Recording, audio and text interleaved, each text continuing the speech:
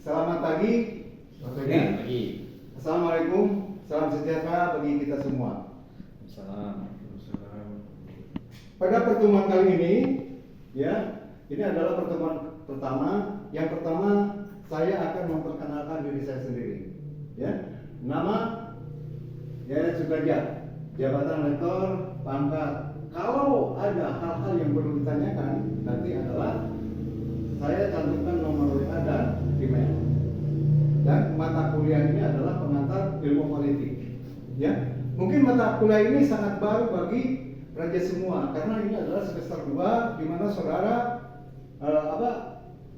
di dalam pembelajaran SMA belum mendapatkan apa yang dinamakan dengan ilmu politik. Dan ini sering menjadi isu-isu strategis di dalam kehidupan berbangsa bernegara. Oke ya. Selanjutnya kita akan melihat ruang lingkup. Ini adalah pengetahuan dasar bagaimana untuk mempelajari ke depannya. Berbicara masalah ilmu politik, ada konsep dasar adalah kita berbicara masalah negara. Kenapa kita berbicara masalah negara? Karena di dalam negara itu sendiri ada pemerintahan, ada masyarakat, ada legitimasi, ada kekuasaan. Ini adalah satu kesatuan yang tidak bisa dipisahkan. Jadi pengertiannya ini bukan berarti harus berputar atau berkanan atau ke kiri, tapi konsep ini adalah saling berhubungan satu dengan yang lainnya. Apakah legitimasi, apakah kekuasaan, apakah pemerintahan, masyarakat, itu adalah ada dalam lingkup suatu negara. Berbicaranya adalah masalahnya adalah politik. Di samping itu, sesuai dengan tuntutan reformasi tahun 98, bahwa tuntutan utamanya adalah otonomi daerah, reformasi birokrasi dan KKN. Jadi dengan adanya otonomi daerah, yang perlu diketahui oleh saudara bahwa konsep legitimasi pemerintahan daerah sekarang berada di dalam lingkungan politik masing-masing daerah. Artinya pemilihan kepala daerah dan legislatif daerah itu menjadi satu tatanan dengan sistem yang diberikan oleh pemerintah pusat. Kalau dulu dia adalah diperintahkan oleh pemerintah pusat. Sekarang ada sistem yang namanya dengan dekonsentrasi, tugas bantuan dan desentralisasi. Sedangkan waktu pasca Orde Baru sifatnya adalah sentralisasi. Artinya segala sesuatu diatur oleh pusat. Sedangkan sekarang adalah diatur oleh pemerintah daerah itu sendiri. Maksudnya Bapak Saudara sesuai dengan visinya IPDN menjadi perguruan tinggi kepemudaan yang unggul, profesional, berkarakter dan mempunyai daya saing di tahun 2045. Artinya, saudara harus mengetahui bagaimana konsep politik ini antara pemerintahan, masyarakat, legitimasi dan kekuasaan untuk meningkatkan kesejahteraan di daerah masing-masing, sehingga daerah itu mempunyai daya saing tersendiri dan mempunyai keunggulan tersendiri. Itu menjadi tanggung jawab Bundi di dalam politik. Sedangkan saudara adalah merupakan bagian dari politik. Walaupun ASN, aparatur sipil negara, tidak diperkenankan untuk ikut politik praktis. Akan tetapi realisasinya saudara adalah merupakan bagian di mana saudara akan melaksanakan kebijakan-kebijakan politik yang ditentukan oleh pemerintahan di daerah. Selanjutnya pemerintahan. Atau mengelola manajemen daripada pemerintahan. Mau dibawa kemana arahnya, itu adalah tentang kedaulatan. Lalu ada yang dinamakan dengan pengakuan internasional. Ini adalah sering dikaitkan dengan bagaimana kita diplomasi. Itu adalah menjadi kewenangan daripada kepala pemerintahan. Ya, dia sebagai kepala negara berhak untuk mengatur dan menentukan hubungan dengan negara-negara lain atau yang dinamakan dengan organisasi internasional, perjanjian diplomatik dan pengakuan. Ini adalah menjadi bagian daripada kekuasaan kepala negara sebagai pelaksananya adalah sebagai kepala negara dan bukan sebagai kepala pemerintah. Ya, selanjutnya sumber legitimasi. Ya, kenapa sumber legitimasi yang sering kita di negara demokrasi pada saat ini adalah pemilihan umum. Ya, di mana pemerintah akan dipilih oleh rakyat. Apa inti daripada pemilihan umum itu atau proses demokrasi itu? Diharapkan rakyat merasa memiliki terhadap pemerintah, sehingga dia akan melakukan pemilihan siapa yang mempunyai hak untuk mewakili sebagai manifestasi daripada perwakilan mereka, baik itu di pemerintahan daerah maupun di pemerintahan pusat. Ya, pemerintahan dalam arti kata bahwa legislatif dan eksekutif. Ya, partisipasi masyarakat. Ya, masyarakat yang dilibatkan dalam proses pengambilan keputusan dapat merasa memiliki dan menerima kekuasaan pemerintahan. Ya, jadi karena tadi adalah demokrasi, maka dia akan merasa memiliki, menyerahkan sepenuhnya, ya, dengan sepenuh hati. Ya, lalu ini ada tradisi dan budaya. Kenapa menjadi sumber legitimasi? Pemerintah yang memiliki akar budaya dan tradisi yang kuat dapat memperoleh legitimasi. Ini sering dikaitkan dengan negara-negara yang dipimpin oleh kerajaan, ya, seperti Arab Saudi dan sebagainya. Nanti akan dibahas lebih lanjut, ya. Kenapa? Dia itu tradisi. Dia meyakini bahwa keturunan setiap pemimpinnya adalah mempunyai negara akan melanjutkan pemerintahan sesuai dengan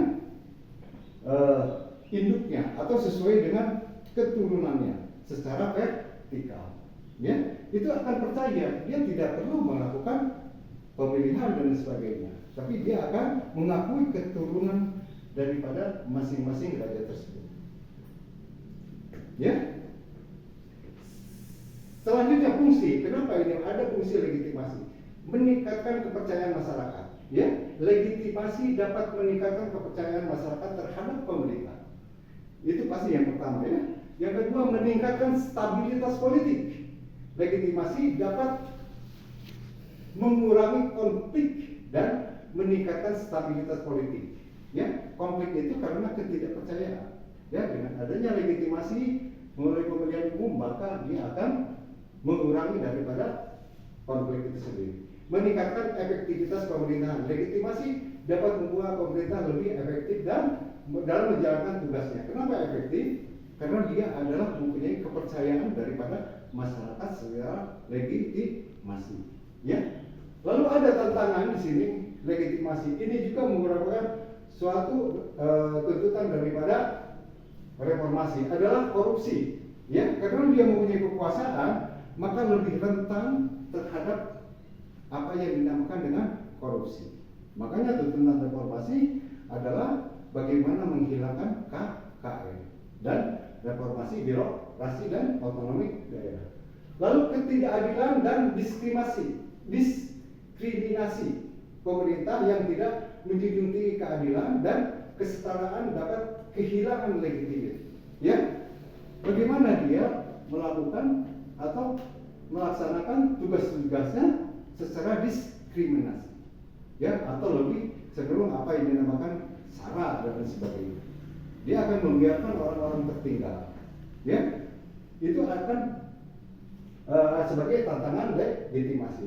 Kegagalan ekonomi. Kenapa kegagalan ekonomi? Banyak sekali negara yang bangkrut atau sering menjadi kerusakan karena ketidakmampuan dia mempertahankan daripada ekonomi. Ya, di mana masyarakatnya semakin miskin, jurang pemisah antara yang kaya dan yang miskin semakin luas. Ya, ini adalah kegagalan ekonomi. Ini adalah tantangan daripada legitimasi atau kepercayaan publik terhadap pemerintah.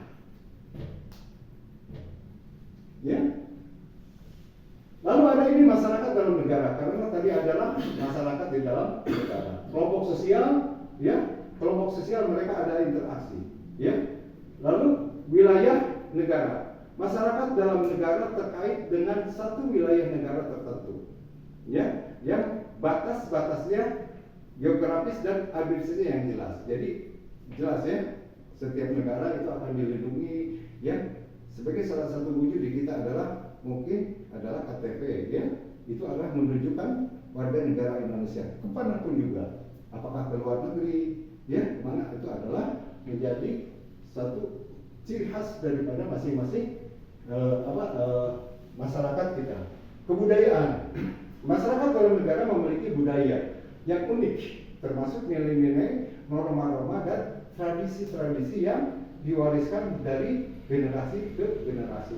Ini adalah dengan tadi ya, penuhnya otonomi daerah, diharapkan setiap pembangunan pelayanan publik, ya, walaupun pemerintahan akan disesuaikan dengan nilai-nilai yang ada di daerah masing-masing, ya, karena semua nilai antara daerah kita menyadari sepenuhnya bahwa kita itu adalah mempunyai berbagai macam suku, mempunyai berbagai adat, mempunyai berbagai nilai, norma dan lain sebagainya. Sehingga diharapkan dengan pendekatan nilai-nilai pembangunan pemerintah pelayanan publik akan mampu meningkatkan kesejahteraan masyarakat. Itu adalah konsentrasi di bidang politik. Ya. Sistem sosial, masyarakat dalam negara memiliki sosial yang kompleks, termasuk struktur sosial, ya, institusi sosial dan hubungan sosial antara individu dan kelompok-kelompoknya. Ya, sistem sosial itu akan berbeda masing-masing. Ya, ada yang berdasarkan kepercayaan, ya, mungkin kelompok agama dan sebagainya, ya. Ada yang tradisi, ya, mungkin di daerah sana, di daerah Papua masih dianggap dengan siapa itu yang namanya tokoh-tokoh daripada adat, ya, itu adalah termasuk. Dan semuanya kelompok ini, masyarakat ini harus mampu dilayani dengan baik, ya, karena untuk menjaga legitimasi itu sendiri, sehingga pemerintah bisa berjalan dengan efektif. Ya, selanjutnya jenis kekuasaan. Kekuasaan formal, kekuasaan informal. Jelas, untuk pemerintahan itu adalah kekuasaan formal dan pemilihannya dilakukan secara demokratis melalui pemilihan umum.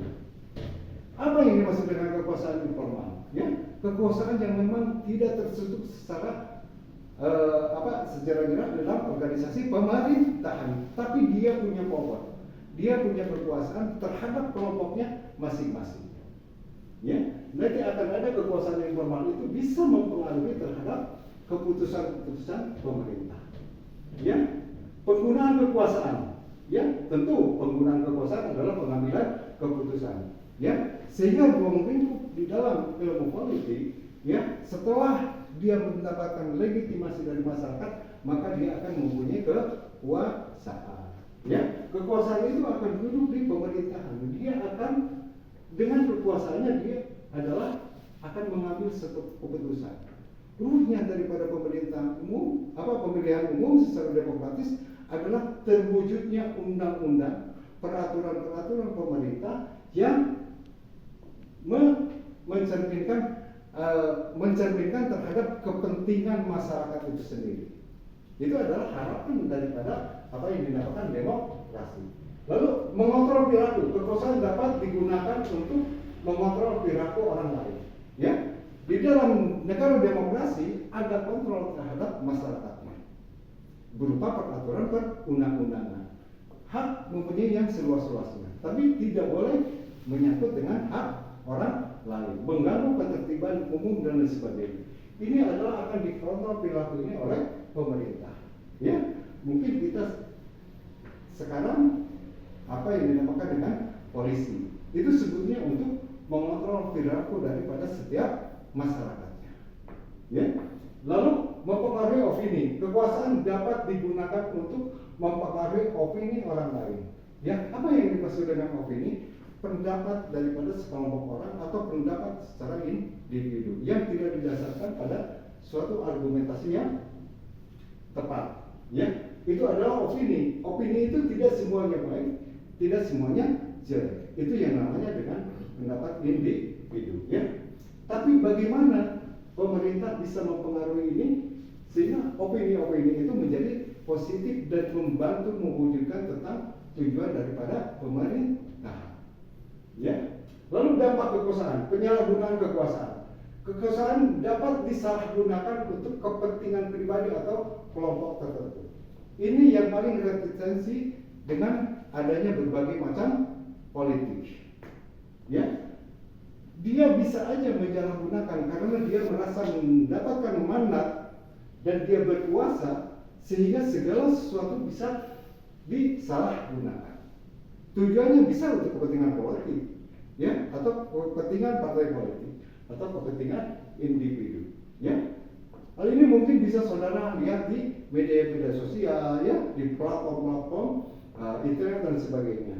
Banyak sekali yang terjebak di dalam penyalahgunaan tentang kekuasaan ini, baik untuk kepentingan individu maupun untuk kepentingan kelompok. Ya. Ketidakadilan, kekuasaan dapat digunakan untuk mempertahankan ketidakadilan atau diskriminasi. Kenapa ini bisa terjadi? Karena dia berkuasa.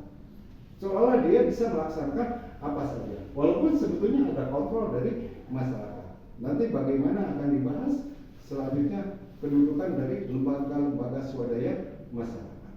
Ya, di dalam pemerintahan demokrasi. Ini adalah sebagai kontrol atau ketidakadilan. Ya. Lalu konflik. Kekuasaan dapat memicu konflik antara individu atau kelompok yang memiliki kepentingan yang berbeda. Konflik ini bisa timbul daripada kekuasaan, ya, di mana peraturan pemerintah tidak selaras dengan kehendak kelompok-kelompok. Apakah itu dengan kelompok buruh ataupun dengan kelompok kekuasaan. Ini bisa menimbulkan konflik, ya, bisa menimbulkan konflik. Di mana konflik ini akan terjadi apabila kepentingan masyarakat kurang terakomodir dengan suatu peraturan perundang-undangan, ya, atau dengan kinerja pemerintahan memihak dalam kelompok tertentu. Ya. Selanjutnya ini ada jenis-jenis pemerintahan, ya. Apa yang dinamakan jenis pemerintahan adalah demokrasi, pemerintahan yang dipilih oleh rakyat.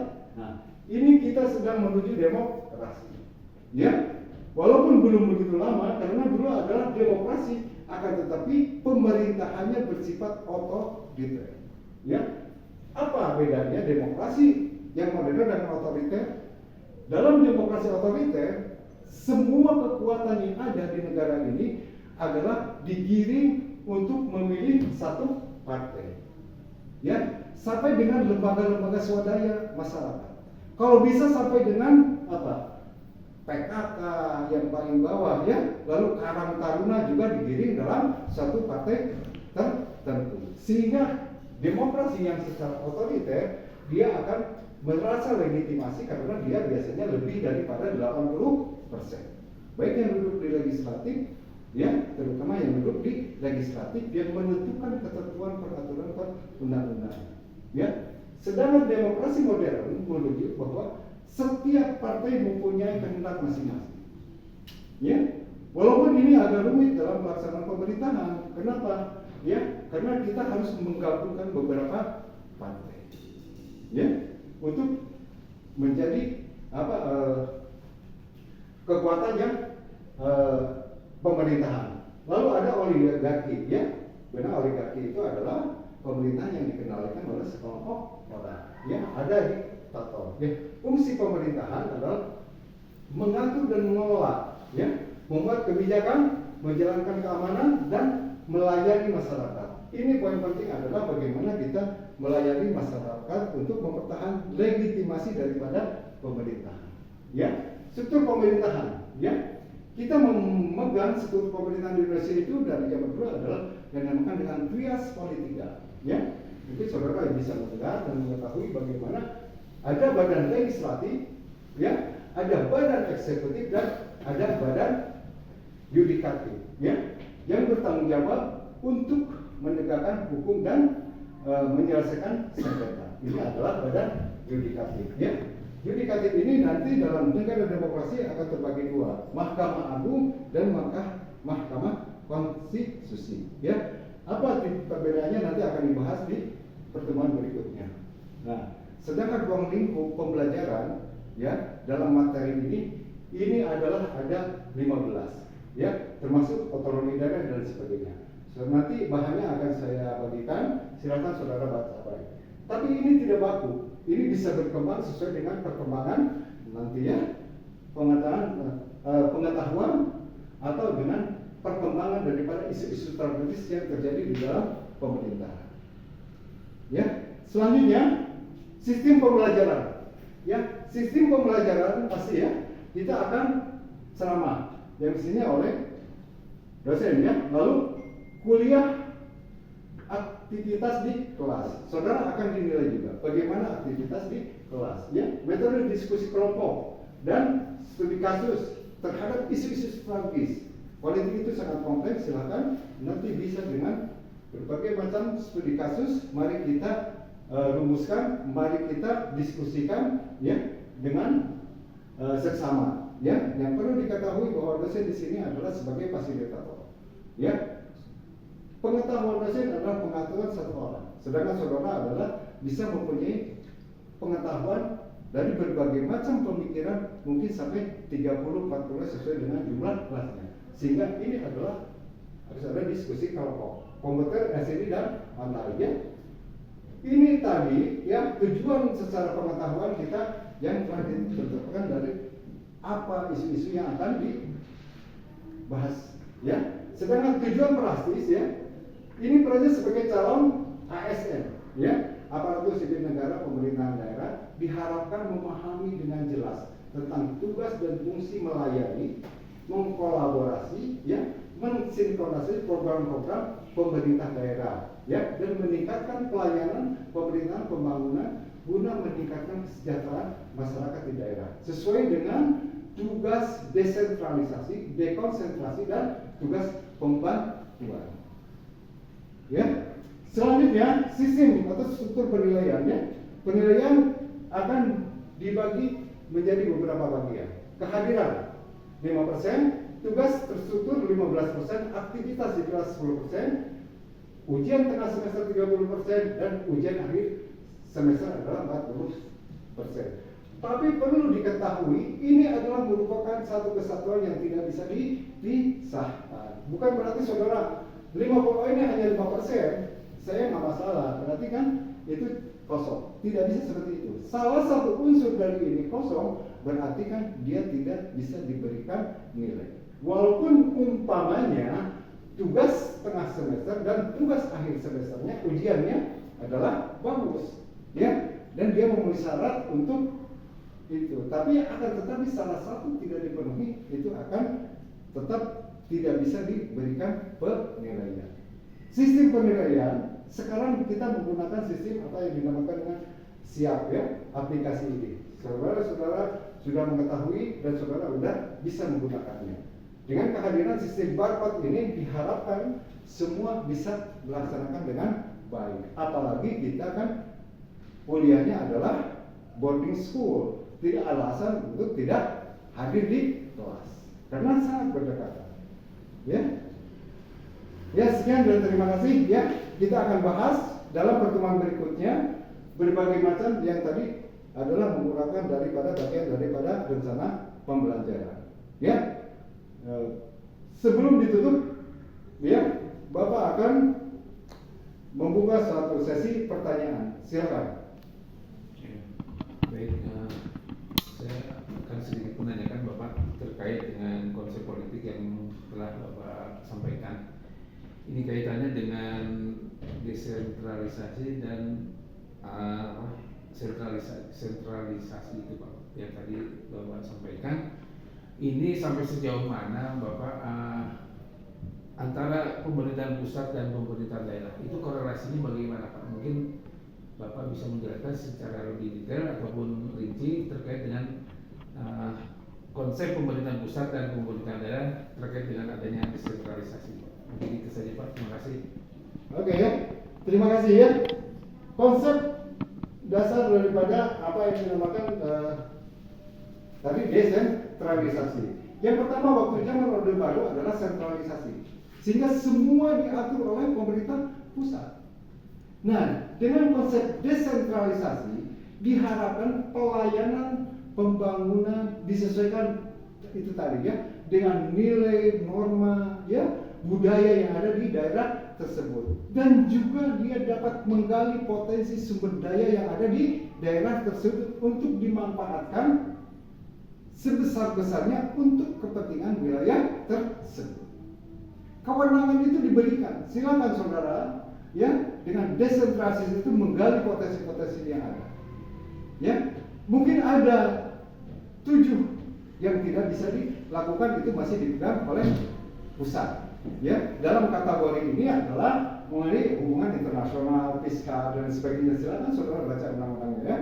Dan moneter ya istilahnya ya, lalu pertahanan keamanan itu tetap menjadi konsentrasi pusat ya. Akan tetapi dengan desentralisasi diharapkan pemerintah daerah dapat menggali potensi sumber daya yang ada ya, dia bisa mampu menganalisis potensi-potensi wilayah, sumber-sumber daya wilayah untuk kepentingan dan kesejahteraan masyarakatnya. Setiap pembangunan, baik itu pembangunan sumber daya manusia atau pembangunan lainnya, dia akan diselaraskan dengan nilai norma yang ada di masyarakat itu sendiri. Ya, ada nilai norma yang perlu digali potensi-potensi sebagai sumber daya agar pemerintah itu dapat berjalan secara efektif, tidak terjadi konflik-konflik secara vertikal atau kepentingan-kepentingan sekelompok orang tentang tradisi yang ada. Ya, sehingga dengan pendekatan itu, ya, saudara sebagai calon aparatur sipil negara yang ada ditempatkan daerah, bagaimana melahirkan program-program pemerintahan sesuai dengan proses bisnis yang telah ditetapkan, sesuai dengan visi misi yang telah ditetapkan di pemerintah daerah, ya, sehingga akan ada kolaborasi antara pemerintah dengan masyarakat. Disitulah akan menumbuhkan apa yang dinamakan dengan partisipasi masyarakat dalam pembangunan daerah. Dia akan merasa bertanggung jawab penuh terhadap perkembangan pembangunan di daerahnya masing-masing. Ya, itu adalah desentralisasi. Tujuan utama daripada desentralisasi. Walaupun secara spesifik nanti akan dikupas. Ya, tugas apa yang desentralisasi? Bagaimana hubungannya dengan kepentingan masyarakat dan lain sebagainya.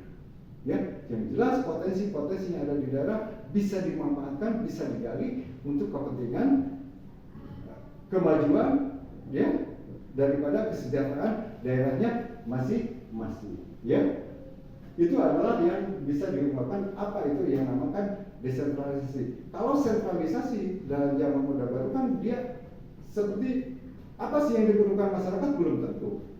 Ya, sesuai dengan kehendak masyarakat itu sendiri. Ya, jadi dia akan lebih mendekatkan daripada bagaimana pelaksanaan pembangunan, pelayanan publik dan pemerintahan bisa disesuaikan dengan masyarakatnya. Ya, ada lagi? Cukup. Ya, Terima kasih Pak atas penjelasannya. ya, ya. Kalau tiada, terima kasih ya. Bapak tutup sampai di sini. Semoga kedepannya kita selalu dalam keadaan sehat walafiat, ya, selalu dapat mengikuti proses ini. Ya, berbicara masalah politik karena kita akan berbicara masalah pemerintahan dan masyarakat. Jadi ini isu-isu strategisnya sangat kompleks, ya, sangat menarik untuk dipelajari. Akan tetapi juga mungkin ada sedikit resistensi, apalagi sekarang dengan kemajuan teknologi informasi. Bagaimana kita mampu beradaptasi dengan kemajuan teknologi informasi dalam melaksanakan pelayanan terhadap masyarakat. Ya, sekian dan terima kasih. Wassalamualaikum warahmatullahi wabarakatuh. Kita akan ketemu di pertemuan berikutnya. Terima kasih.